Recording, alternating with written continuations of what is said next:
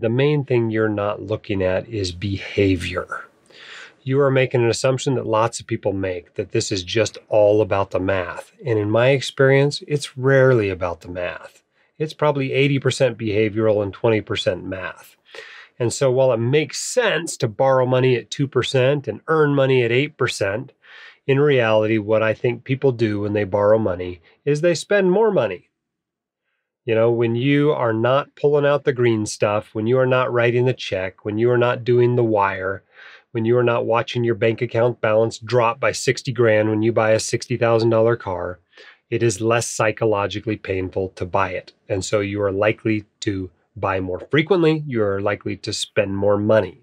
I think that is a truism for the vast majority of people. Maybe you're some sort of cold, calculating Homo economicus that this does not affect. But the truth is the vast majority of people are affected by it. And so I think you spend more when you spend borrowed money.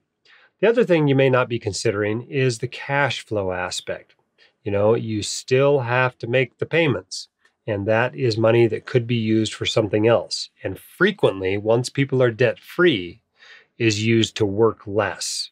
I know I felt much more comfortable dropping down on shifts when I didn't have to make a mortgage payment. Now, I had another source of income with WCI, but psychologically, I think there's a real benefit there. So is it dogmatic to say never take out a loan? I suppose it is.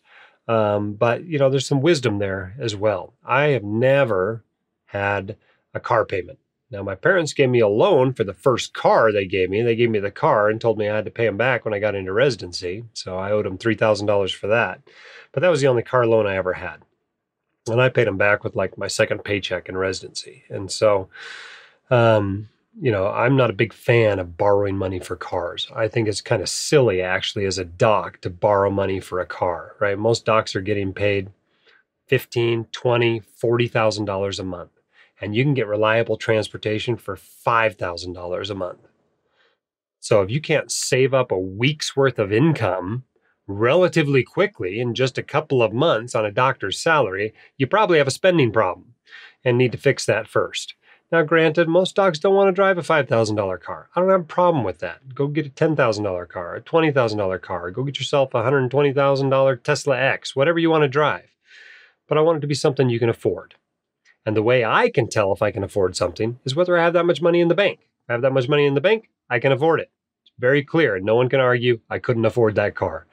And so if you can reach all of your financial goals and still drive whatever you want, then I encourage you to drive whatever you want. I don't care if it's an F-250. I don't care if it's a Tesla. I don't care if it's a Spider, whatever you want to drive. Knock yourself out if you can afford it without setting yourself back in any of your financial goals. But if you don't have much money, if you have a negative net worth, if you'd like to build some wealth, if you're in your live like a resident years, shoot, go get yourself a $5,000 or $10,000 car. They are surprisingly reliable.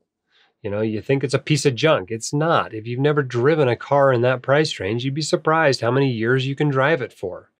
My dad, your host, Dr. Dahl, is a practicing emergency physician, blogger, author, and podcaster.